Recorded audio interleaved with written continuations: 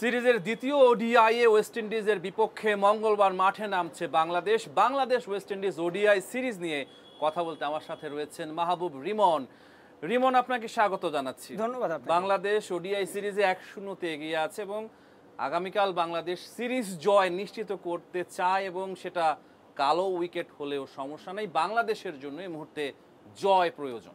নিঃসন্দেহে আসলে 19 মাস আগে আমি যদি সংখ্যা হিসেবে বলি, সবশেষ ওয়ানডে সিরিজ বাংলাদেশ জিতেছিল। দেখেন, বছর 3 আগেও ওয়ানডে ফরম্যাটটাকে বলা হতো যে বাংলাদেশের নিজস্ব ফরম্যাট, আমাদের ফরম্যাট। আমরা একসময় র্যাঙ্কিংয়ে সর্বোচ্চ 6-এ গিয়েছিলাম।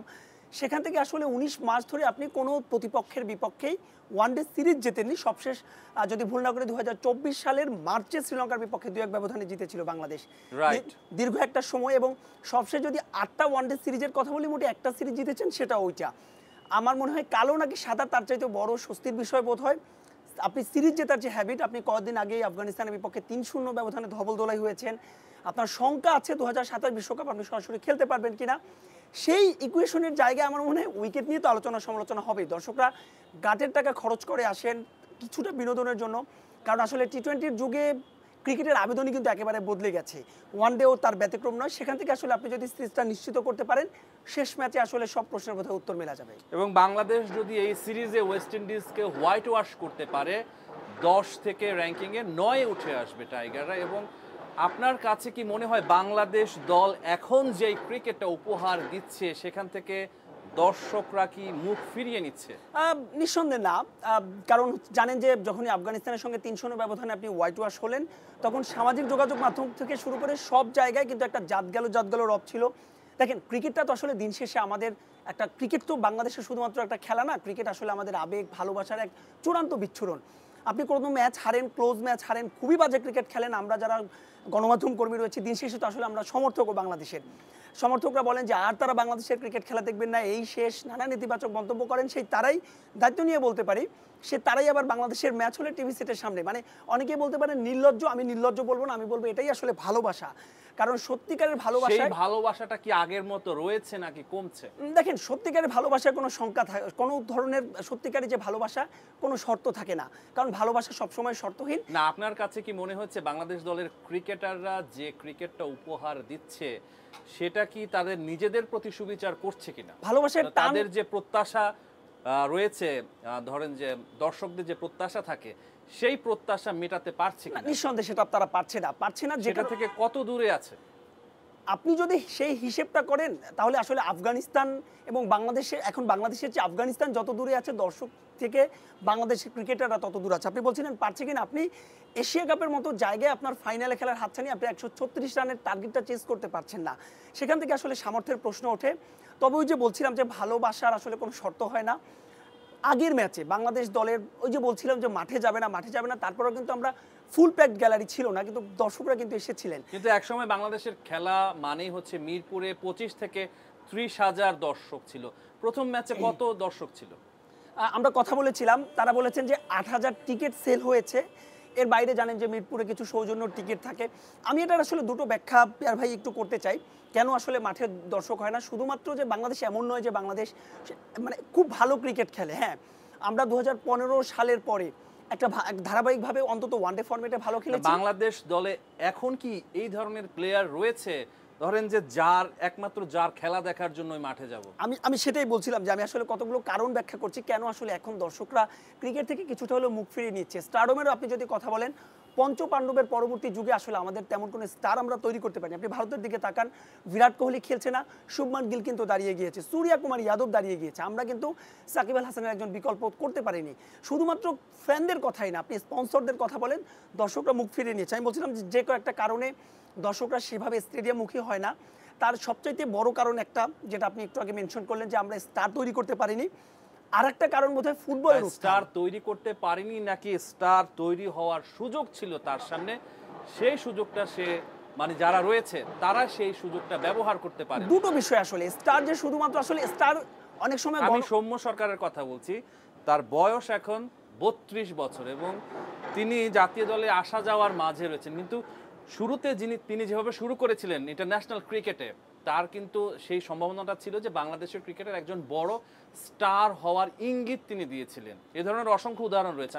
আমি ওটাই বলছিলাম যে আপনি যে শুধু সৌম্যের কথা বলবেন এমন আসলে 2 থেকে 3 ডজন ক্রিকেটারের কথা আমরা বলতে পারি যার স্টার হওয়ার কথা ছিল। লিটন কুমার দাসের সুপারস্টার হওয়ার কথা ছিল, লিটন আজকে কোথায়? তারপরে শুভমান গিল কোথায়?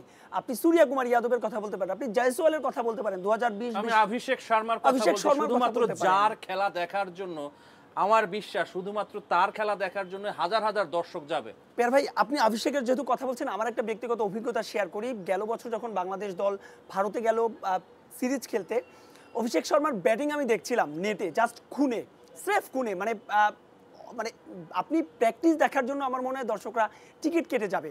আপনি বলছিলেন যে স্টার তৈরি করতে পারেনি, স্টার আসলে একে তো নিজের একটা চেষ্টা রয়েছে, সেই সঙ্গে স্টার কিন্তু তৈরিও করতে হয়। আপনি দেখেন বর্তমান স্টার আসলে শুধুমাত্র যে নিজে নিজে হয় তা কিন্তু নয়। বিরাট কোহলি, আপনি গ্রুমিং এর কথা বলছেন। আমি গ্রুমের কথা বলছি। আপনার এখানে শুধুমাত্র ক্রিকেটারের দায় নয়, এখানে সবার আসলে দায় রয়েছে। আমি গণমাধ্যম কর্মীদের দায়ও সেখানে দেখি। লম্বা একটা প্রসেস সবার সম্মিলিতভাবে আসলে স্টার হয়। নেইমার, রোনালদো, মেসি, এরপরে আসলে কেন ওই মাপের ফুটবলার কেন আসেনি? তাহলে কি তৈরি করতে পারেনি? কিছু কিছু আসলে বিষয় থাকে, কিছু কিছু একটা জেড ল্যাগ থাকে, গ্যাপ থাকে। আপনি শ্রীলঙ্কান ক্রিকেটের কথা বলতে পারেন। আমরা যদি সাঙ্গাকারা, মাহেলা, দিলশান, তাদের পরবর্তী কোর যে ক্রিকেটাররা রয়েছে তারা সরে যাওয়ার পরে একটা পারফরম্যান্স একটা খারাপ সময় যায়, কিন্তু সেটা তারা কাটিয়ে উঠতে পেরেছে। কিন্তু আপনি লঙ্কান টিমে সাঙ্গাকারার মতো একজন স্টারের কথা বলতে পারবেন না। এই টিমটায় আপনি বলতে পারবেন অনেকেরই কথা, কিন্তু সাঙ্গাকারা, মাহেলা জয়বর্ধনের, দিলশান, চামিন্দা তাদের মতো স্টার আসেনি।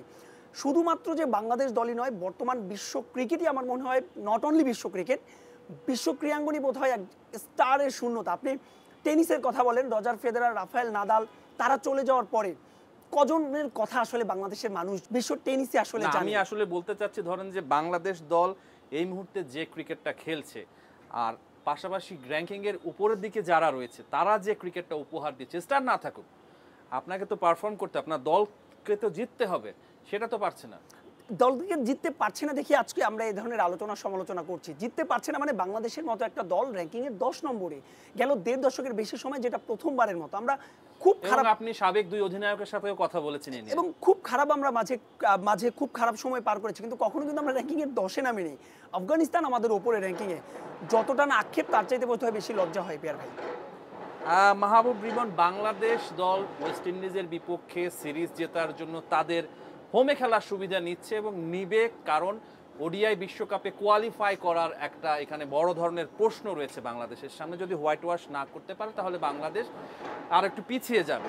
সেই দিকটা কিভাবে ব্যাখ্যা করবেন? দেখেন, বাংলাদেশ যদি 3-0 ব্যবধানে সিরিজ জেতে তবে 78 রেটিং পয়েন্ট নিয়ে, আপনি ঠিকই বলেছেন, যদি 3-0-তে সিরিজ জেতে তাহলে 78 রেটিং পয়েন্ট নিয়ে আমরা 9 নম্বর উঠে যাব। যদি 2-1 সিরিজ জেতে তাহলে বাংলাদেশ 76, ওয়েস্ট ইন্ডিজ 78, আমরা 10-এই থাকবো।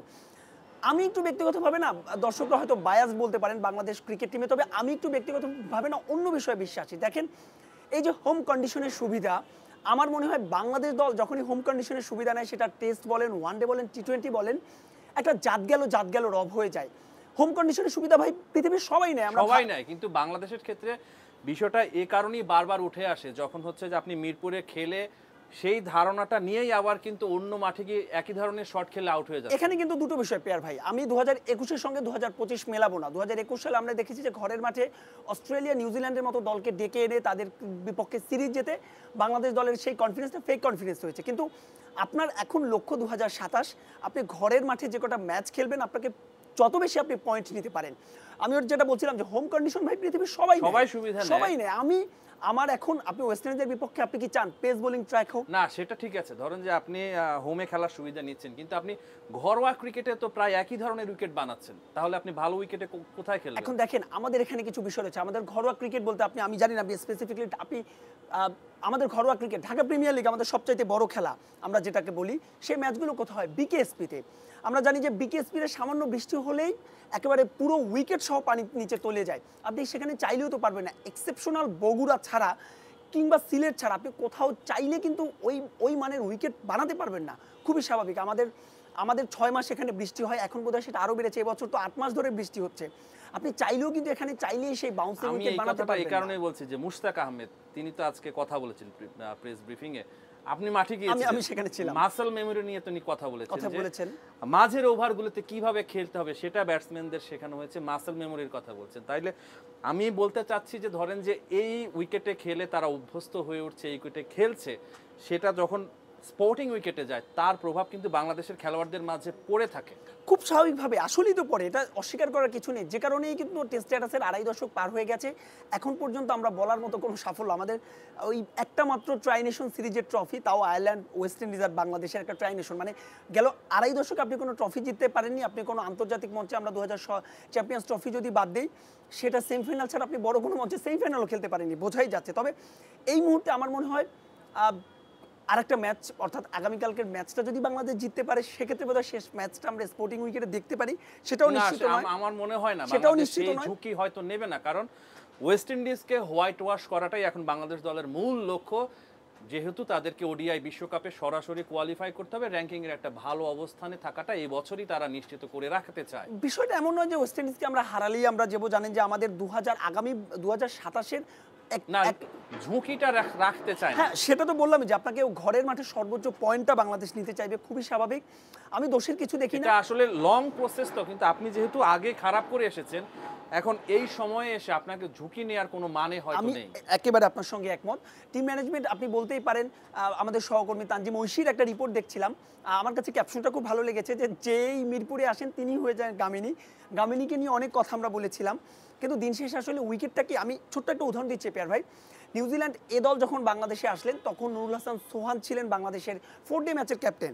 সোহানকে একটা প্রেস কনফারেন্সে প্রশ্ন করা, ওই ম্যাচেও একেবারে স্পিনিং ট্র্যাক করা হয়েছিল, সিলেটে খেলা, তারপরে আমরা জিতলাম সেটাই। যখন মিরপুরে খেলা, তাকেও আসলে একই ধরনের প্রশ্ন করা হয়েছিল যে আপনারা সাধারণত বলেন যে ঘরোয়া ক্রিকেটে আপনারা চান, কিংবা এই ডোমেস্টিক লিগগুলোতে বা 4 ডের যে ম্যাচগুলোতে আপনারা স্পোর্টিং উইকেট চান, কিন্তু এখানেও তো স্পিনিং ট্র্যাক করা হচ্ছে। তখন তিনি বলেছেন আসলে উইনিং হ্যাবিটটা সবচেয়ে বেশি গুরুত্বপূর্ণ। উইকেট না, কিন্তু সেই উইনিং হ্যাবিটই যদি আপনার জন্য ক্ষতিকর হয়ে যায়, অর্থাৎ আপনি এই ধরনের উইকেটে খেলে অভ্যস্ত হয়ে উঠছেন, আপনি এক্সপেক্ট করছেন যে বল এই উচ্চতায় আসবে, কিন্তু বল চলে আসছে যখন স্পোর্টিং উইকেটে খেলছেন, তখন আরো উপরের দিকে চলে আসছে, তখন কিন্তু তারা খেলতে পারছে না। না, ওইটাই বলছিলাম যে আসলে এটা তো আসলে টনি হেমিং এর কিন্তু আসলে কিছু করার নেই। কোচ না, কারণ উইকেটই বানানো হচ্ছে সাভারের মাটি দিয়ে। আমি শুধু মাটির কথা বলছি না, আপনি এখানকার, অর্থাৎ আমরা তেজগাঁ আছি, তেজগাঁর মাটি দিয়ে আপনি উইকেট বানান, যদিও এখানে মাটি দিয়ে সাভারের কালো মাটি এনে উইকেটটা তৈরি করা হয়েছে। আপনার ম্যানেজমেন্ট যেভাবে চাইবে সেভাবেই কিন্তু যিনি পিচ কিউরেটর রয়েছেন, এখন তো Tony Hemming head of turf management. কিন্তু এই উইকেটে আমার মনে আছে যে 2011 বিশ্বকাপের ওপেনিং ম্যাচ ছিল বাংলাদেশ ইন্ডিয়া, এবং ইন্ডিয়া 370 করেছিল মেবি, বাংলাদেশও সেটা চেস করে বেশ ভালো একটা রান করেছিল। আমি সেটা বলছি না, আমি বলছি উইকেট বানানোর পেছনে আসলে পিচ কিউরেটরদের আমি কোনো দায় দেখি না।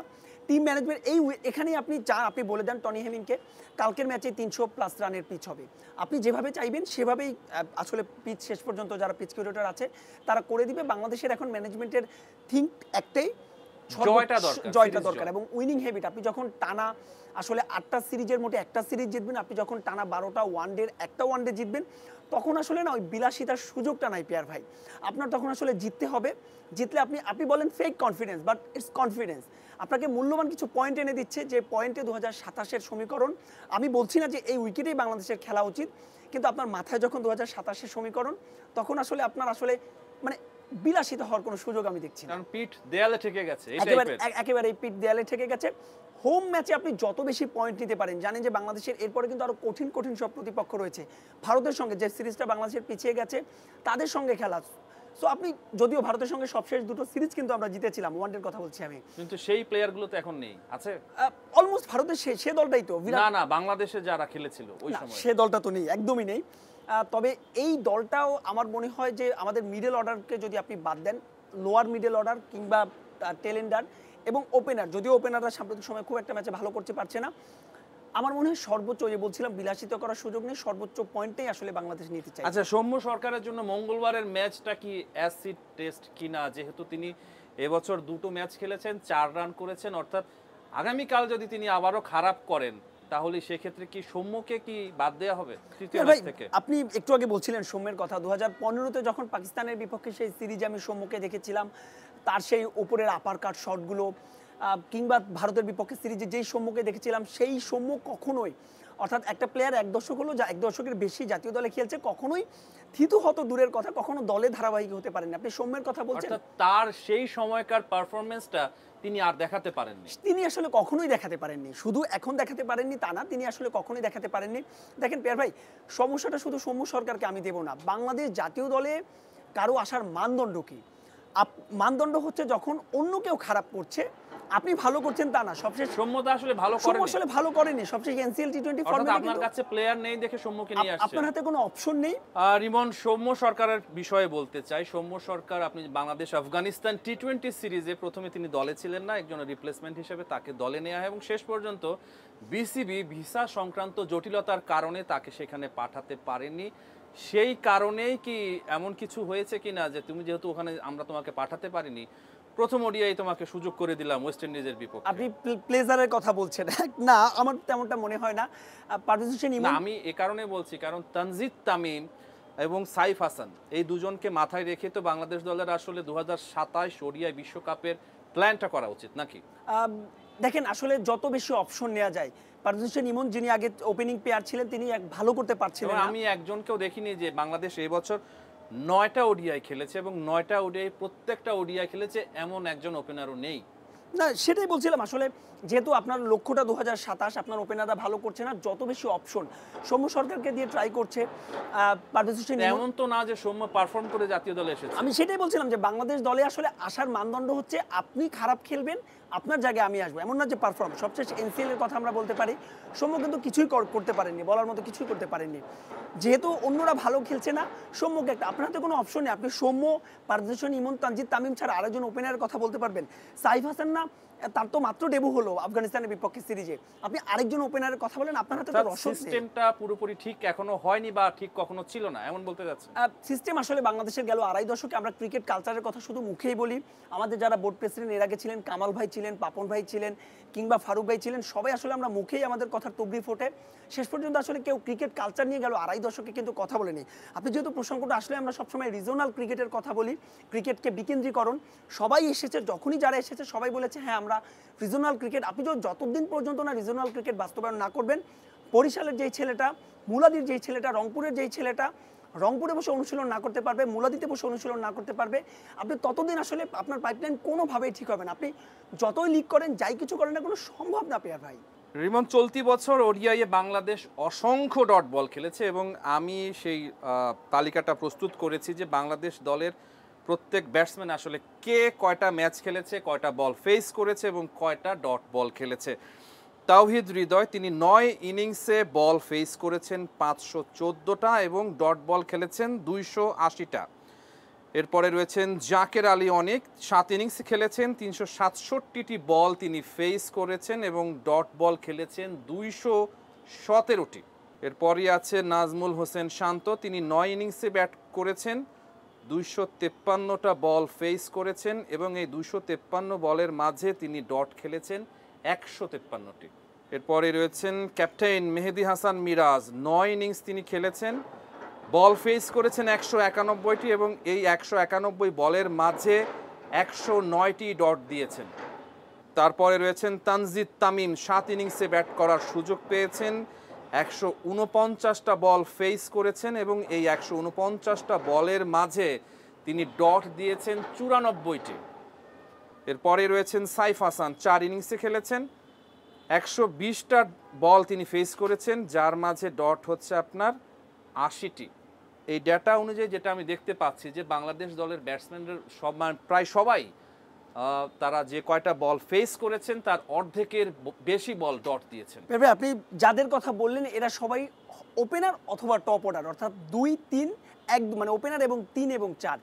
তার মানে আসলে পরিসংখ্যানটা বোঝায় যে আপনার যখন ওপেনার কিংবা টপ অর্ডাররা ঠিক এত সংখ্যক বল ডট খেলে, আমি বলছি না ওয়ান ডে ক্রিকেটে ডট যাবে না, ওয়ান ডে ক্রিকেটে যদি বলা হয় যে 35% বলও যদি ডট যায়, ইটস ফেয়ার এনাফ, কিন্তু সংখ্যাটা যখনই 40 ক্রস করে ফেলবে, কোন ক্ষেত্রে আমরা দেখেছি 65% ডট বল। ওই তো বললাম 30, বলা হয় যে 35% পর্যন্ত ওয়ান ডেতে সেটাকে ইটস ওকে। এবং এই বছর বাংলাদেশ 9টা ওডিআই অলরেডি 1000-এর উপরে ডট বল দিয়ে দিয়েছে। তার মানে বুঝতেই পারছেন আসলে পরিসংখ্যানটা, যে কারণে এবছর নিশ্চয়ই আরও একটা পরিসংখ্যানও নিশ্চয়ই দর্শকদের আপনি জানাবেন যে কয়টা বাংলাদেশ এবছর কয়টা 300 স্কোর করেছে। আপনি যখন 60%-এর বেশি ডট দেবেন নিশ্চিত রূপেই, তার মানে কি অলমোস্ট সেটা 26-27 ওভারের বেশি, 50% মানে 25 ওভার, অলমোস্ট সেটা 30 ওভারের ওভারে বেশি ডট হয়ে যাচ্ছে। আপনি যখন 30 ওভার, তখন বাকি থাকে আপনার 20 ওভার। সেই 20 ওভারে যদি প্রতি বলে আপনি 2 রান করেও নেন, 120 বল 240 রান, সবকিছু মিলিয়ে যে কারণেই আসলে আপনার রানটা ঠিক কম হয়ে যাচ্ছে। তবে এই যে ডট বল খেলার প্রবণতা, এটাও কি বাংলাদেশ দলের যে ধরেন যে ম্যাচে সরাসরি প্রভাব ফেলছে না? খুবই স্বাভাবিক, খুবই স্বাভাবিক। তবে আমার মনে হয় কি এবছর আসলে বাংলাদেশের এই এত সংখ্যক ডট বল খেলার আরেকটা কারণ রয়েছে, কারণ এবছর কিন্তু আমরা আসলে খুব একটা ওয়ানডে, মোটে আপনি বললেন যে 9টা ওয়ানডে, খুব একটা ওয়ানডে খেলিনি আমরা, কিন্তু ওয়ানডে টিম। এবছর কিন্তু আমরা প্রচুর টি-20 খেলেছি, এবং টি-20 থেকে যখন পারফরমেন্স তো গত বছরও ভালো ছিল না। আমি 2023 বিশ্বকাপের পরই তো আসলে আমাদের পারফরমেন্স ভালো না, ওয়ানডের কথা বলছি, কারণ 2023-এর পরে তো সাকিব আল হাসানের একটা ম্যাচও খেলেননি, শ্রীলঙ্কার বিপক্ষে ম্যাচটাই তো শেষ। 2023 বিশ্বকাপের পরে আমরা আমাদের সিনিয়র ক্যাম্পেইনাররা অধিকাংশই খেলেননি। মুশফিকুর রহমান তিনি ওয়ানডে থেকে রিটায়ার গ্রহণ করেছেন, সাকিব আল হাসান খেলছেন না, কোর প্লেয়ার যারা আছে তারা নেই। প্লেয়ার যারা আছেন তারা নেই, যে কারণে একটা পরিসংখ্যান হতে পারে। আরেকটা পরিসংখ্যান হতে পারে যে বাংলাদেশ গেল 2 বছর প্রচুর পরিমাণে টি-20 খেলেছে। আপনি যখন টি-20 থেকে সরাসরি ওয়ানডেতে শিফট হবেন, অন্য দলগুলোর ক্ষেত্রে তো আমরা এটা দেখতে পাই না। আপনি অন্য দলগুলোর সঙ্গে, বাংলাদেশ ভাই ইউনিক টিম, আপনি এই টিমের সঙ্গে পৃথিবীর কারোর সাথে কোনো আপনি কোথাও পাবেন না। বলা হয় না যে এমন দেশটি কোথাও খুঁজে পাবে না তুমি, একই ক্রিকেটের ক্ষেত্রে বরাদ্দ, আপনি পৃথিবীর কোথাও আপনি কম্পেয়ার করতে যাবেনই না। আপনি বাংলাদেশের খেলা জাস্ট খেলা দেখছেন, দর্শকদের কথা বলছি, জাস্ট খেলা দেখার জন্য। আপনি বাংলাদেশের খেলা আসলে কোনো প্রত্যাশা নিয়ে বাংলাদেশের খেলা দেখবেন না, আপনি কম্পেয়ার করবেনই না অন্য দেশের সঙ্গে। আচ্ছা, এখন দলে যারা রয়েছে তাদের কি দায়িত্ব না যে আমার যে এখন যে খেলাটা খেলছি সেই খেলাটাকে আরো যাতে ভালো করা যায়, সেটা তো তাদেরই দায়িত্ব নাকি? আপনি যখন গণমাধ্যমে কাজ করবেন, আপনি যখন স্টার নিউজে কাজ করবেন, আপনি আপনার দায়িত্বটা কি? আপনার দায়িত্ব হচ্ছে সর্বোচ্চ পরিমাণে ভালো রিপোর্টটা করা। কারণটা কি? যেই ছেলেটা হয়তো সে সাংবাদিকতা করছে না, সে অন্য কোনো কাজ করছে, কেউ ধরেন গাড়ি চালাচ্ছে, কেউ ব্যাংকার, সবার তো দায়িত্ব আলাদা। আপনি এই কাজটার জন্য পারফেক্ট, যে কারণে কিন্তু আপনি এই কাজটা করছেন। যে ব্যাংকার সে ওই কাজটার জন্য পারফেক্ট। ক্রিকেটাররা যারা রয়েছেন তাদের কাজই তো এটা, শুধু দায়িত্ব না, এটা তো তাদের পরম দায়িত্ব, এটা তাদের কর্তব্য। আমি দায়িত্ব বলবো না, তাহলে তারা কর্তব্য সেটা বলবো। পারছে না কেন? তাদের মাঝে চেষ্টার কি কমতি রয়েছে যে আমাকে ভালো করতে হবে, সেই তাড়নাটা কি তাদের মাঝে নেই? শুধুমাত্র তাড়না নেই সেটা বলবো না, এর কারণ হচ্ছে আপনি যখন আপনার টিমমেটের দ্বারা বুস্ট আপ হবেন না, আপনি যখন কাউকে থ্রেড মনে করবেন না, আপনি যখন ভাববেন যে ড্রেসিং রুমে কোনো আইকন নেই, আইকন না, আমি বলছি যে যখন আপনার পজিশন নিয়ে, যখন ওপেনার, আপনি যখন ভাববেন যে আমার পজিশনে কোনো প্রতিদ্বন্দ্বী নেই, তখন আসলে আপনার ভিতরে একটি আপনি ঢিমে তালে একটু কাজ করবেন যে আমার তো প্রতিদ্বন্দ্বী নেই, আমি খারাপ খেলি ভালো খেলি, খারাপ করলে আমি দলে আমাকেই নিতে হবে। অটো চয়েস আমরা যে শব্দটা বলি, খুব একটা কি এই দলে আপনি এই 11 জন বা এই 15 জনকে বাদ দিয়ে আরেকটা ওয়ানডে টিম আপনি করতে পারবেন না? এরাই বাংলাদেশের সেরা এখন প্লেয়ার। এখন না, শুধু আপনি আর 15 জন ক্রিকেটারকে নিয়ে আরেকটা দল করতে পারবেন না। ভারতের আপনি যে দলটা রয়েছে সেই দলটাকে আমরা যখন দুবাইতে 3-4টা ন্যাশনাল টিম করা যাবে। শুধুমাত্র তাই নয়, আমরা দুবাইতে যখন গিয়েছিলাম তখন এমনভাবে কথা হচ্ছিল যে ভারতের এই দলটা ভেঙে যদি 4টা দল করা হয়, সেমিফাইনালে সেই 4টা দল খেলবে। আমি রিজার্ভ মানে বেঞ্চের ক্রিকেটারদের কথা বলছিলাম। বাংলাদেশ দলের যে 15 জন বা 16 জন রয়েছে, ওই 16 জন ছাড়া আপনি আর একটা স্কোয়াড করতে পারবেন না। অর্থাৎ দলে যারা রয়েছেন, মোস্তাফিজুর রহমান শিওর, আমি যদি আগামী 2 বছর খারাপ খেলি ভাই আমি দলে থাকবো। তাসকিন শিওর, শুধু তাই নয়, তানভীর শিওর, তাইজুল শিওর, টেস্টের কথা বলছি। একইভাবে সৌম্যরও জাতীয় দলে ঢোকা হয়ে গেল, কোনো পারফর্ম করেনি, কারণ আপনার হাতে তো অপশন নেই। যে কারণে ক্রিকেটারদের মধ্যে একটু রিল্যাক্স চলে আসে যে ভাই আমার দল পাকা। লিটন কুমার দাস শিওর আমি দলে থাকবো, মেহেদী হাসান মিরাজ শিওর আমি। আচ্ছা রিমন, আপনার কাছে কি মনে হয় যে মুশতাক আহমেদ রয়েছেন বাংলাদেশ দলের সাথে, তিনি যে মানের বোলার ছিলেন, বাংলাদেশ দলের প্লেয়াররা কি মুশতাক আহমেদের কাছ থেকে পর্যাপ্ত পরিমাণে শিখতে পারছে কিনা? আমি এই কথাটা এই কারণেই বলছি, আমি আপনাকে একটা 2014 সালের একটা প্রতিবেদন ক্রিকইনফোতে আমি সেটা সংগ্রহ করেছি, আপনাকেও শোনাতে চাচ্ছি সেটা। মুশতাক আহমেদ সেই সময়ে ইংলিশ যারা পেসার ছিল তাদেরকে রিভার্স সুইং রপ্ত করতে সাহায্য করেছিলেন, যেহেতু মুশতাক আহমেদ দীর্ঘদিন ওয়াসিম আকরাম এবং ওয়াকার ইউনিস এই দুজনের বোলিং একসাথে তারা খেলেছেন এবং তিনি জানেন যে সেই আর্টটা, রিভার্স সুইংয়ের আর্টটা মুশতাক আহমেদ জানেন। এবং ওয়াসিম আকরামকে আমি দেখেছি প্রায় মজা করতে মুশতাক আহমেদকে নিয়ে, যে ইংলিশরা একসময় বলতো যে পাকিস্তানি পেসাররা যে রিভার্স সুইং করে এটা হচ্ছে তাদের দৃষ্টিতে হচ্ছে চুরি।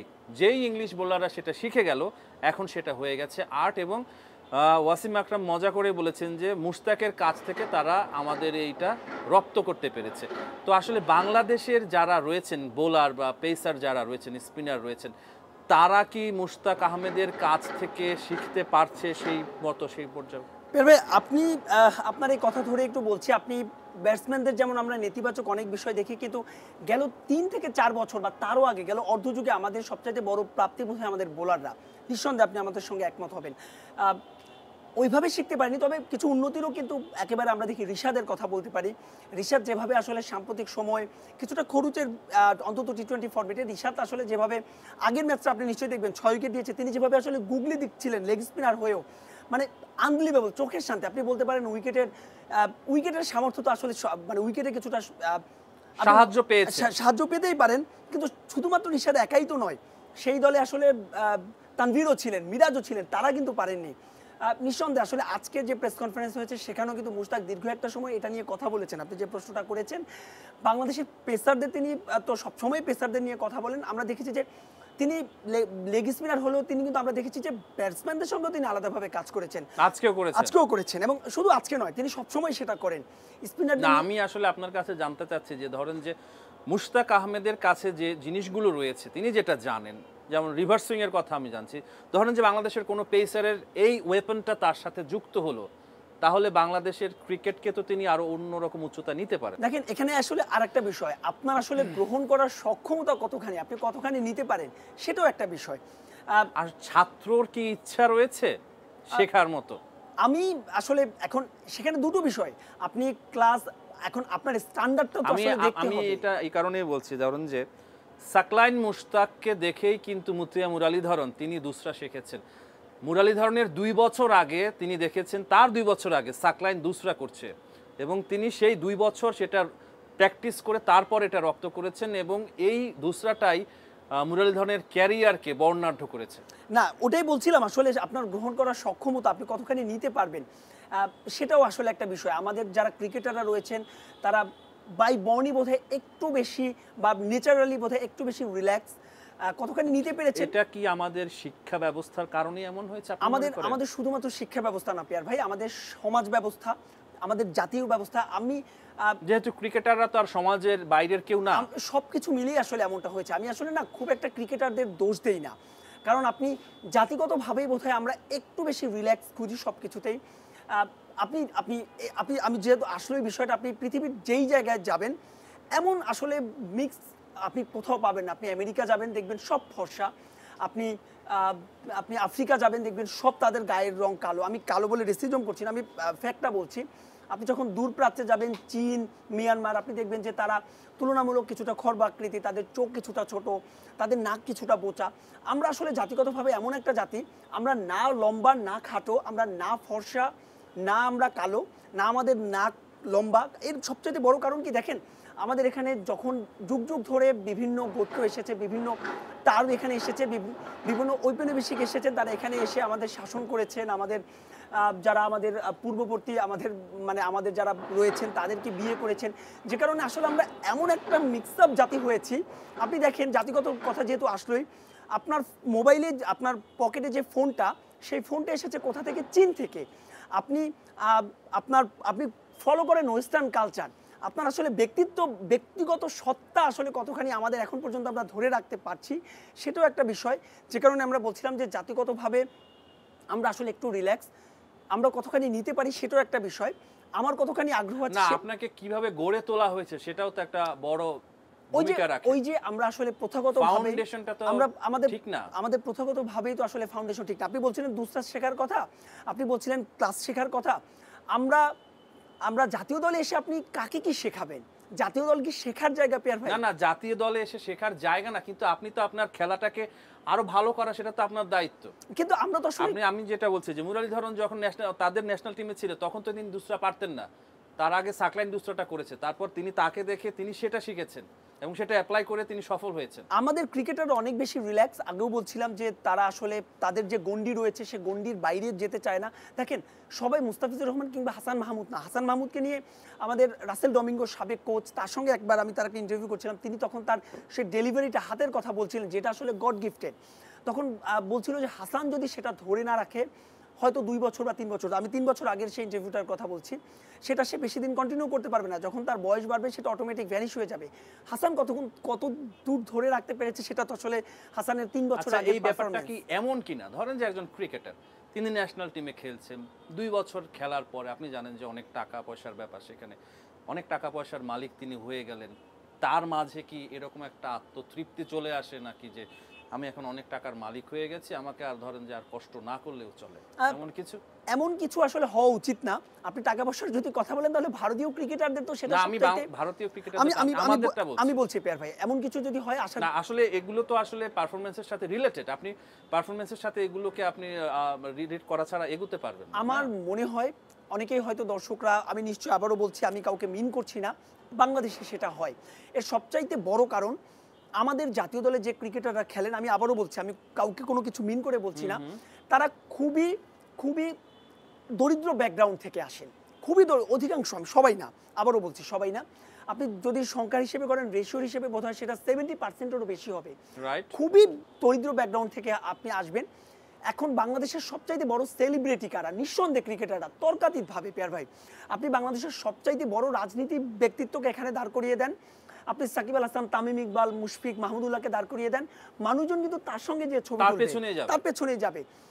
যখন এই স্টারডমটা তার ভিতর চলে আসবে তখন প্রচুর অর্থ করি, আমরা জানি যে জাতীয় দলের সেন্ট্রাল কন্ট্রাক্টও আপনি যখন চলে আসবেন অনেক টাকা আপনি পাবেন, আপনার পেছনে সবগুলো মিডিয়া ঘুরবে, তখন আত্মতৃপ্তি এসে যায় আমি সেটা বলবো না, তবে পুরোপুরি যে আসেও না সেটাও না, নিঃসন্দেহে কিছুটা আসে, তবে সেটা একদমই আসা উচিত নয়।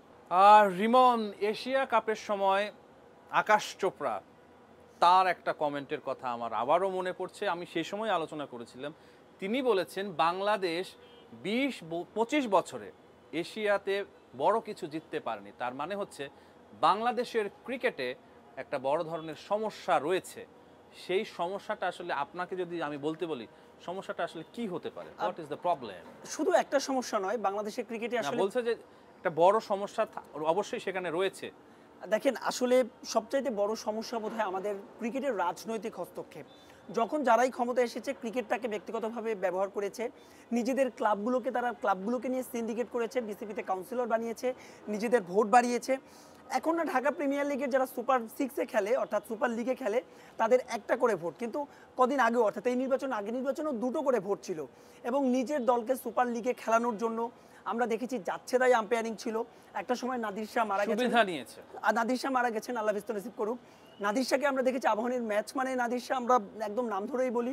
তখন আসলে যারা ক্ষমতায় ছিলেন তারা আবাহনীর কিছুটা ফেভারের ক্লাব মানে লোকজন ছিলেন, নিজেদের দলকে সুপার লিগে খেলানোর জন্য, চ্যাম্পিয়ন করার জন্য যা যা ন্যাকে দায়ী সবকিছু তারা করেছে। আসলে ক্রিকেটার কোথা থেকে উঠে আসবে? এই ঘরোয়া লিগগুলো থেকে তো ক্রিকেটার উঠে আসবে। ঘরোয়া লিগে ইভেন যখন আমরা কোরামের কথা বলি, আমাদের সবচেয়ে বড় সমস্যা বোধহয় কোরাম। আমাদের যখনই যিনি কোচ হবেন, প্রত্যেকটা কোচেরই কিছু কোরাম ক্রিকেটার রয়েছে, সে কোরাম পছন্দের ক্রিকেটার, তাদেরকে নিজেদের দলে নিয়েছে। তার চাইতেও বড় সেই সমস্যাটা আমরা ক্রিকেট কালচারের কথা বলি সবসময়। আপনি দেখেন, আমরা টেস্টকে আসলে কখনোই গুরুত্ব দেইনি। একটা দেশের আপনি ক্রিকেটের যদি বেস ঠিক করতে হবে, আপনাকে ফার্স্ট ক্লাস ক্রিকেটকে গুরুত্ব দিতে হবে। এবং ওয়াসিম আকরামও এশিয়া কাপে ঠিক একই কথাটা বলেছেন যে তোমাদের উচিত ফার্স্ট ক্লাস ক্রিকেটকে সবচেয়ে বেশি প্রায়োরিটি দেওয়া। চলতি বছর আমরা টেস্ট কয়টা খেলেছি পেয়ার ভাই? মোটে 2টা, আর 2টো টেস্ট আছে আয়ারল্যান্ডের বিপক্ষে। মানে সবকিছু মিলিয়ে লেজে গোবরের অবস্থা একেবারে। আপনি যতক্ষণ পর্যন্ত না, আপনি যতই ক্রিকেট কালচারের কথা বলেন, যতক্ষণ পর্যন্ত আপনি এসব সিন্ডিকেট না ভাঙতে পারেন, আপনি 2.5 দশক তো টেস্ট আছেন, আগামী 250 বছর পরেও বাংলাদেশের ক্রিকেটে কোনো সফলতা আসবে না। হ্যাঁ, হুটহাট আমরা কিছুই যে জিতেনি, আকাশ চোপড়া যেটা বলেছেন তার সঙ্গে আমি পুরোপুরি একমত নই। আমরা 3টে এশিয়া কাপের ফাইনাল খেলেছি, না বড় কিছু জিততে পারেনি সেটা বলেছেন। আমরা জিততে পারিনি, আমরা তো 3টে এশিয়া কাপের ফাইনাল খেলেছি। আমরা পাকিস্তানের সঙ্গে শেষ বলে হেরেছি, ভারতের সঙ্গে 2বার। একটা এশিয়া কাপের ফাইনাল তো আসলে বাংলাদেশ জিততা উচিত ছিল। আমরা 3টে এশিয়া কাপের দেখেন ফাইনাল নিয়ে আসলে আমরা যে 3টা ফাইনাল খেলেছি তার মধ্যে 2টো ফাইনাল আমরা শেষ বলে হেরেছি, তার মানে কি 50-50। আরেকটা ফাইনাল 12 বলে 12 প্রয়োজন ছিল, ধোনি 2টো ছক্কা মেরে ম্যাচ শেষ করে দিয়েছে। 2016 এশিয়া কাপের ফাইনালের কথা বলছি। তো আমরা আরেকটা ব্যাপার আমার এখনই মনে পড়লো যে আর্লি সেলিব্রেশনের কথাটা। বাংলাদেশ কিছুদিন আগেই হংকংয়ের সাথে ম্যাচ খেলে এসেছে হংকংয়ের মাটি থেকে, এবং যখনই রাকিব সমতা সূচক গোলটি করেছিলেন এবং খেলা তখনও বাংলাদেশের যে টাইম ছিল তখনও জেতার মতো, মানে চাইলে হয়তো বা একটা গোল হতে পারত, যেহেতু 10 জনের দল হংকং। 10 জনের দল ছিল, সেই সময়ে রাকিব একটা দৃষ্টিকটু সেলিব্রেশন করেছেন, অর্থাৎ তিনি সেলিব্রেশন করতে গিয়ে টাইম কিল করেছেন। এই যে ম্যাচ জেতার আগে সেলিব্রেট করা, অর্থাৎ দলের চেয়ে নিজেকে বড় করে দেখা, এটা কি আমাদের সংস্কৃতির অংশ কিনা? আমরা ক্রিকেটেও ঠিক একই ব্যাপারটা দেখতে পাচ্ছি। মুশফিকুর রহিমের আর্লি সেলিব্রেশনটা এখন তো বাংলাদেশের ক্রিকেটে একটা ধরেন যে অবিচ্ছেদ্য অংশ হয়ে গেছে। ক্রিকেটের কথা যখনই আসে মুশফিকের সেই সেলিব্রেশনের কথা আসে। পিয়ার ভাই, আপনি যখন আর্লি সেলিব্রেশনের কথা বলবেন, বাংলাদেশের ক্রিকেটের ইতিহাসে, বিশ্বের ক্রিকেটের ইতিহাসে সবচাইতে ন্যাস্টি সেলিব্রেশনটা করেছিলেন, বোধহয় আপনি স্কিপ করে গেছেন, মাহমুদুল্লাহ রিয়াদ। আপনার নিশ্চয়ই মনে আছে সেই বিশ্বকাপে সাউথ আফ্রিকার সঙ্গে বাংলাদেশ দল খুবই ন্যাকেডলি ম্যাচটা হেরেছে।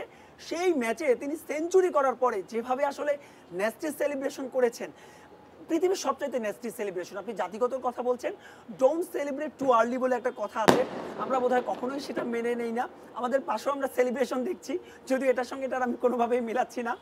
মুশফিকুর রহিম নিশ্চয়ই বিশ্বকাপের মঞ্চে ভারতের মতো জায়গায় ভারতকে হারানোর একটা মোক্ষম সুযোগ, পরপর দুটো বলে দুটো 4 মেরে আপনি যেভাবে সেলিব্রেশন করছেন, আমরা বোধহয় অল্প এতে প্রমাণ হয়। আমি এটা এই কারণে বলছি, ধরুন আমি ক্রিকেটেও একই জিনিস দেখেছি, ফুটবলেও একই জিনিস দেখতে পেলাম। আপনি সেলিব্রেশন দেখেছেন, সাথে সাথে নিশ্চয়ই আরো একটা বিষয় আপনার চোখে নিশ্চয়ই ভেসেছে। রাকিব যখন সেলিব্রেশন করেছেন, হামজা বল পিক করেছেন, তিনি কিন্তু বলটা পিক করে দৌড় দিয়েছেন এবং তিনি জানেন যে এই মুহূর্তে আমাকে কি করতে হবে, অর্থাৎ সেই পরিস্থিতিতে আমার কি করা উচিত তারা সেটা জানে, হামজা জানে, সমিত তার আগের ম্যাচে সেটা করে দেখিয়েছেন। এই কারণেই বোধহয় ওই যে আপনি বলছিলেন এটা মানসিক যে আপনি কালচারের কথা বলছেন, হামজাও তো ফুল বাংলাদেশি না হলে তো বাংলাদেশের তার বংশোদ্ভূত, তারও তো একই হওয়ার কথা, কিন্তু তিনি যে কালচারে বড় হয়েছেন তিনি জানেন যে আমার এখন ওখানে ম্যাচটা জিততে হবে, এই পরিস্থিতিতে আমাকে কি করা উচিত। এক্স্যাক্টলি, এই পরিস্থিতিতে আমাকে কি করা উচিত। যে কারণে আমরা বোধহয় অল্পতেই তুষ্ট খুঁজি, অল্পতেই আমরা জাতিগতভাবে আসলে ছোট করছি না, আমিও তো আসলে পার্ট অফ দিস কালচার, কিন্তু আমরা খুব অল্পতেই আসলে সন্তুষ্ট হয়ে যাই। কেউ হয়তো না, এখন যেটা পরিস্থিতি দেখলাম আমি বাংলাদেশ ফুটবল টিমকে, সেখানেও দেখেছি যে একই পরিস্থিতি, মানে দলের চেয়ে নিজের সাফল্যটাকে বড় করে দেখছে। অথচ আপনি যদি হংকংকে হারিয়ে দিতে পারতেন, সিঙ্গাপুর যেহেতু ইন্ডিয়াকে হারিয়ে দিয়েছে, বাংলাদেশের কিন্তু ওই ম্যাচটা যদি আমরা জিততে পারতাম, আমাদের কিন্তু দারুণ একটা সুযোগ থাকতো। কারণ ভারতের সঙ্গে খেলা, বাংলাদেশ দল এখন যে ফর্মে রয়েছে, বাংলাদেশ, আমি তো বিশ্বাস করি ভারতকে 4-5 গোল দিবে বাংলাদেশ দল যে ফর্মে রয়েছে। এবং ভারতীয়রাই বলছে বাংলাদেশ দলে যে ধরনের সুপারস্টার এখন রয়েছে, হামজা এবং সমিতের মতো, বাংলাদেশ দল, ফুটবল দল এশিয়ার যে কোনো দলকে হারাতে পারবে। কিন্তু যেটা আমরা ফুটবল গ্রুপগুলোতে দেখতে পাচ্ছি যে বাংলাদেশের টিম ম্যানেজমেন্টে সিন্ডিকেট রয়েছে, তারা প্রপারলি ইউজ করতে পারছে না এই ফরেন প্লেয়ারদেরকে, অর্থাৎ বংশোদ্ভূত যে প্লেয়াররা রয়েছেন বাংলাদেশের, প্রবাসী বাংলাদেশি ফুটবলার হামজা চৌধুরী, সমিত সোম, তাদেরকে ঘিরে একটা ভালো দল তৈরি করতে পারছে না শুধুমাত্র সিন্ডিকেটের কারণে। আপনি সিন্ডিকেটের কথা বলছিলেন, নিশ্চয়ই আপনার মনে আছে কদিন আগে বিদেশি ফুটবলারদের নিয়ে একটা ট্রায়াল হয়েছিল, সেখানে বিশ্বক চাকমা সহ বেশ কিছু ফুটবলার কিন্তু আলোচনায় এসেছে। কোথায় তারা? তাদের সঙ্গে কি বাফুফে যোগাযোগ রেখেছে? নিশ্চয়ই না, কারণ আমাদের সহকর্মী শেখ আশিকেরও আমরা রিপোর্ট দেখছিলাম, এবং রীতিমতো আসলে সেই ফুটবলারদের সঙ্গে আসলে নেতিবাচক আচরণ করা হয়েছে। এবং তিনি অনেক দিন বাংলাদেশে অবস্থান করছিলেন, বিশ্বক চাকমা, তিনি আশা করছিলেন যে তিনি ট্রায়ালে যে ধরনের পারফর্ম করেছিলেন, তার অন্তত আশা ছিল যে বাংলাদেশের বয়সভিত্তিক দলেও হলেও তাকে ডাকা হবে। আপনি সিন্ডিকেটের কথা বলছেন, আমার মনে হয় এর চাইতেও বেশি জায়গা হারানোর ভয় আমাদের ফুটবলের দ্বারা কোচিংয়ের যারা দায়িত্বে রয়েছেন, আমি রুট লেভেলের কোচদের কথা বলছি, ক্যাবরেরা তো আসলে চুক্তিভিত্তিক, তারা নিজেদের জায়গা হারানোর একটা ভয় তাদের মধ্যে আছে যে যারা রয়েছে। এখন হামজা দেওয়ান চৌধুরীকে খাবিয়ার ক্যাবরেরা আসলে কোচিং করান, আমি স্ট্যান্ডার্ডের কথা বলছি। হামজা দেওয়ান চৌধুরী, সমিত সোমকে যে কানাডা ন্যাশনাল টিমে খেলছে, কানাডা নিয়মিত এখন বিশ্বকাপ খেলে, তাদেরকে যদি ক্যাবরেরা আসলে আপনি কি শেখাবেন বা তার কাছ থেকে কি শিখবেন, খুব স্বাভাবিকভাবে একটা চাপে থাকেন। এবং যারা এখানে আপনি সিন্ডিকেটের কথা বলছেন, আমরা জানি যে কারা সিন্ডিকেটটা করছেন। দেখেন দেশের ফুটবলের সিন্ডিকেট একই কথা তো এখন আমরা শুনতে পাচ্ছি ক্রিকেটেও, যে ড্রেসিং রুমে সিন্ডিকেট রয়েছে। আমি শেষ করছি, আপনি ফুটবলের সিন্ডিকেট কিন্তু নতুন নয়। যখন আবাহনী, অর্থাৎ যখন এই সরকারের আগে যে সরকার ছিল, তারা যখন ছিলেন তখন কিন্তু এই সিন্ডিকেটের এই কথা কিন্তু আবাহনীতে যখন আপনি খেলবেন, তার মানে তখন জাতীয় দলের ম্যানেজার ছিলেন সত্যজিৎ দাস রূপু, তিনি আবার একই সঙ্গে আবাহনীর ম্যানেজার ছিলেন। আবাহনীতে আপনি যখন খেলবেন, তার মানে আপনার জাতীয় দলে সুযোগ পাওয়ার সম্ভাবনা 80% হয়ে যাবে। এবং আমরা শুনেছি, এমনটাও শুনেছি, তুমি এবার আবাহনীতে খেলো, তুমি ন্যাশনাল টিমে খেলবে, মানে এভাবে অফার দেওয়া হতো। ঠিক আছে, তুমি 10 লক্ষ টাকা কমাও, তোমাকে ন্যাশনাল টিমে সুযোগ করে দেবো। আপনি তাহলে এই যদি হয় স্ট্যান্ডার্ড, তাহলে আসলে সে দেশ কি করে আগাবে? আমি ফুটবলের কথা বলছি, ক্রিকেটের সিন্ডিকেটের আসলে ঠিক তেমনটা সুযোগ নেই। ক্রিকেটের না না, এখন শুনতে পাচ্ছি যে ড্রেসিং রুমের সিন্ডিকেট, ওই জাকির আলী অনেককে বারবার সুযোগ দেওয়ার পরে যেটা আমরা বিভিন্ন ক্রিকেট গ্রুপে দেখতে পেয়েছি। আমি আমি এটাকে সিন্ডিকেট এবং গ্রুপিং এর মধ্যে বোধহয় কিছুটা পার্থক্য রয়েছে। সিন্ডিকেট আসলে বৃহত্তর ভাবে হয়, গ্রুপিংটা কিছুটা তুলনামূলক ব্যক্তিবিশেষ হয়। গ্রুপিং পছন্দের কোন ক্রিকেটারকে সুযোগ দেয়া এরকম। আমি আসলে আপনি কার কথা মেনশন করছেন নিশ্চয়ই দর্শকরাও সেটা বুঝতে পারছেন, আমরা আসলে কাউকে ব্যক্তিগত নাম না নেই।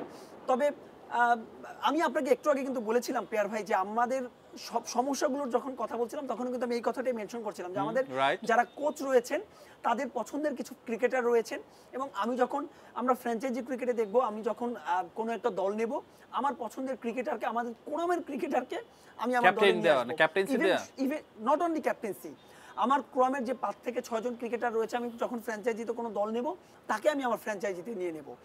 ঢাকা প্রিমিয়ার লিগে দেখেছি আমরা আমার কোরামের যে সমস্ত ক্রিকেটার, আমি তো অলমোস্ট প্রায় 1.5 দশক ধরে ঢাকা প্রিমিয়ার লিগের কভার করি, ফলো করি, একই চিত্র আসলে। সেই আমি যখন ধরেন এই টিমের কোচ, আমি যখন ফর এক্সাম্পল আমি যখন গাজীর কোচ হব তখন যেই প্লেয়ারদের নিয়ে আমি গাজীকে খেলাবো, আমি যখন প্রাইম ব্যাংকের কোচ হব আমি ঠিক একই প্লেয়ারকে নিয়ে খেলবো, একই প্যাটার্নে চলবে। আপনি এ থেকে আসলে এই বিস্ফোরা থেকে যতদিন না আসলে উত্তরণ হবে দেশের ক্রিকেট আসলে কখনোই আগাবে না। আমরা আসলে ক্রিকেট নিয়ে কথা বলতে বলতে ফুটবলে চলে এসেছি, যেহেতু বাংলাদেশ ফুটবল টিম বেশ ভালো করছে, একই সাথে ক্রিকেট টিম বেশ খারাপ করছে, অর্থাৎ সবার ফোকাসটা ফুটবলের দিকে সরে যাচ্ছে। আগে তো আসলে আমরা রিকোয়েস্ট পেতাম যে আমাকে এই ক্রিকেট ম্যাচের টিকিটটা ম্যানেজ করে দিও বা কিনে দিও, এখন আমাদের রিকোয়েস্টটা আসছে যে বাংলাদেশ হংকং ম্যাচের ফুটবল ম্যাচের টিকিটটা আমাকে যদি পারো ম্যানেজ করে দিও। এই ধরনের রিকোয়েস্ট আমি অন্তত এই 10 বছরের মাঝে এরকম আসেনি, এটা এখন আসছে।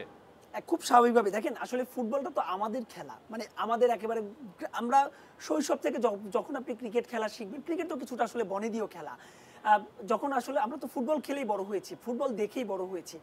যেটা হয়েছে যে কেন এটা হয়েছে, আমার যেটা মনে হয় যে আমাদের যারা আসলে আমরা জেনারেশন জে যাদেরকে বলি, এরা তো আসলে ইউরোপিয়ান ক্লাব ফুটবল দেখে অভ্যস্ত।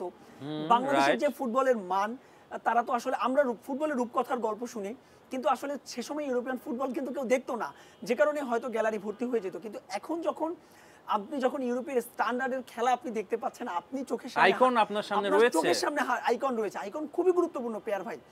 এবং আপনাকে আমি আমার ছেলের কথাই বলছি, 5 বছর বয়স, ওর নাম আবরার, এবং সে আমাকে বলছে যে হামজা চৌধুরীর খেলাটা আমাকে দাও, আমি আবার দেখবো। এবং আশিক যে ইন্টারভিউ করেছে ছোট মেসি, আপনি জানেন চাঁদপুরের মেসি নামে, সেই ইন্টারভিউটা তার খুব ভালো লাগে, সে বারবারই এটা দেখে। এখন আমরা দেখতে পাচ্ছি যে বাচ্চারা যারা নতুন জেনারেশন যারা আছে তারা আসলে বলছে যে তারা হামজা হতে চায়, সমিত হতে চায়। এখন আমরা খুব কম শুনছি যে আমি সাকিব হতে চাই।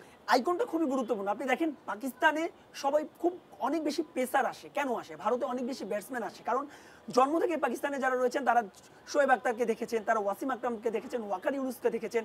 ভারতে যারা বিরাট কোহলিরা কাদের দেখে বড় হয়েছেন, তারা সৌরভ গাঙ্গুলিকে দেখে বড় হয়েছেন, তারা সচিন টেন্ডুলকারকে দেখে বড় হয়েছেন, সেহবাগকে দেখে বড় হয়েছেন। আইকন ছিল, যে কারণে আপনাকে বাংলাদেশের এত স্পিনার, আমরা বলি যে স্পিনার, আপনার কি মনে হয় এটা শুধুমাত্র আমাদের আবহাওয়া স্পিনিং ফ্রেন্ডলি? না ভাই, আবহাওয়া কখনোই হয় না। কারণ সাকিবরা কাদের দেখেছে? রফিকদের দেখেছে, মোহাম্মদ রফিকের কথা বলছে। এবং এক সময় মোহাম্মদ রফিকের একটা ছক্কা দেখার জন্য আমরা বসে থাকতাম টিভি সেট খুলে। এবং বাংলাদেশের ক্রিকেট আজকে এখানে আমি যদি বলি হাতে গোনা 3-4 জনের যদি আমি কথা বলি, আকরাম খান, মিনাজুল আবেদিন নান্নুর সঙ্গে যার নাম যুক্ত হবে তিনি হচ্ছেন মোহাম্মদ রফিক। আমাদের ক্রিকেট আমিনুল ইসলাম বুলবুল, আমি নিশ্চয়ই আমিনুল ইসলাম বুলবুলের অনেক, কিন্তু তিনি আসলে আইকন, আইডল। আকরাম খান আসলে যে স্টারডমটা পেয়েছেন ওই সময়, মিনাজুল আবেদিন নান্নু যে স্টারডমটা পেয়েছেন, লেজেন্ড তারা বাংলাদেশের ক্রিকেটে। আমার মনে হয় না আমিনুল ইসলাম বুলবুল আসলে সেই, আমিনুল ইসলাম বুলবুল দুর্দান্ত ক্রিকেটার। আমিনুল ইসলাম বুলবুল আসলে লাইমলাইটে খুব বেশি এসেছেন 1999 সালের বিশ্বকাপ এবং 2000 সালের প্রথম ম্যাচে যখন ভারতের সঙ্গে সেঞ্চুরি করলেন। কিন্তু আমিনুল ইসলাম বুলবুল অনেক ভালো ক্রিকেটার ছিলেন, কিন্তু স্টার আমরা যাদেরকে বলি, স্টারডম যেটা নান্নুর মধ্যে ছিল, যেটা আকরাম খানের মধ্যে ছিল, সেটা বোধহয় বুলবুল ভাইয়ের মধ্যে ঠিক সেভাবে ছিল না। আপনি যেই আসলে আসছেন যে আমাদের কেন আসলে এত বেশি ফুটবলার এখন বেশি হাইপটা ফুটবলে চলে গেছে, কারণ আপনার চোখের সামনে হামজা চৌধুরীর আপনি খেলা দেখছেন, খেলা দেখছেন, ফাহমিদুলের আপনি খেলা দেখছেন, সবকিছু মিলিয়ে আসলে আবার সাকিব আল হাসান নেই, আবার তামিম ইকবাল নেই, আবার আপনার দল খারাপ করছে, আপনি 136 রান করতে পারছেন না, আপনি ন্যাশনাল টিমে আসা যাওয়ার মাঝে রয়েছে, সবকিছু 32 বছর হয়ে গেছে, সবকিছু মিলিয়ে আসলে। বাট আমার মনে হয় যে দিন শেষে পেয়ার ভাই ক্রিকেটটাও লাল সবুজের পতাকাকে বহন করে। দেশটা তো আমাদের, দেশটা তো দলটাও আমাদের, আমাদের, দলটাও আমরা আমাদের। চাইবো যে বাংলাদেশ দল ভালো করুক, নিঃসন্দেহে। ওয়েস্ট ইন্ডিজকে হোয়াইট ওয়াশ করবে এবং বাংলাদেশ দল 10 থেকে র্যাঙ্কিং এ 9 উঠে আসবে। শুধু তাই না, সরাসরি 2027 বিশ্বকাপও খেলবে। জয়টা যেমন গুরুত্বপূর্ণ, ঠিক সাথে সাথে আপনার যাতে ব্যাকফায়ার না হয়, আপনার যাতে ফেক কনফিডেন্স না হয়, সেই বিষয়টাও বাংলাদেশ ক্রিকেট বোর্ডকে লক্ষ্য এবং রাখতে হবে। সেই পরিবর্তনটা কবে নাগাদ, এই কিছু ম্যাচ পরে কি আসবে বলে আপনি অন্তত বিশ্বাস করেন যে বাংলাদেশ ধরেন যে এখন যে ক্রিকেট খেলছে তার থেকে আরো বেটার অনেক ভালো ক্রিকেট উপহার দেবে? অন্তত আমি সেটা বিশ্বাস করি, কারণ এরপরে আয়ারল্যান্ড বাংলাদেশে আসবে। আপনি জানেন যে আয়ারল্যান্ড বাংলাদেশের চেয়ে তুলনামূলক খর্বশক্তির। আয়ারল্যান্ডের সঙ্গে নিশ্চয়ই বাংলাদেশ তুলনামূলক স্পোর্টিং উইকেট বানাবে। এরপরে বিপিএল এর স্লট রাখা আছে। বিপিএল এর স্লটের পরে আমরা জানি যে বাংলাদেশ দল 2026-এর টি-20 বিশ্বকাপের যে ব্যস্ততা, সেই ব্যস্ততায় ঢুকে যাবে ওখানে। সবকিছু মিলিয়ে আপনাকে তো করতেই হবে। 2026 বিশ্বকাপের আগে তো আর আপনি নিশ্চয়ই এই ধরনের ট্র্যাকে খেলবেন না। তো আমার মনে হয় নিশ্চয়ই সেটা হবে। তবে এখনো আমি ব্যক্তিগতভাবে বিশ্বাস করি যে দুটো ম্যাচ রয়েছে, আপনি স্পোর্টিং উইকেটের কথা ভুলে যান ভাই, আগে দুটো ম্যাচ জিতেন, যে আপনি র্যাঙ্কিংয়ে 9 ওঠেন। সমালোচনা হবে, সমালোচনা এর আগেও হয়েছে। ম্যাচ দুটো জেতা এখন বোধহয় সবচেয়ে বেশি গুরুত্বপূর্ণ। রিমন, আপনাকে অসংখ্য ধন্যবাদ। আপনাকেও ধন্যবাদ। সিরিজের দ্বিতীয় ওডিআই এ মঙ্গলবার ওয়েস্ট ইন্ডিজের বিপক্ষে মাঠে নামবে বাংলাদেশ। বাংলাদেশ সিরিজে 1-0 ব্যবধানে এগিয়ে রয়েছে। বাংলাদেশ দলের লক্ষ্য ওয়েস্ট ইন্ডিজকে হারিয়ে সিরিজ জয় নিশ্চিত করা। Rahman pair, star news.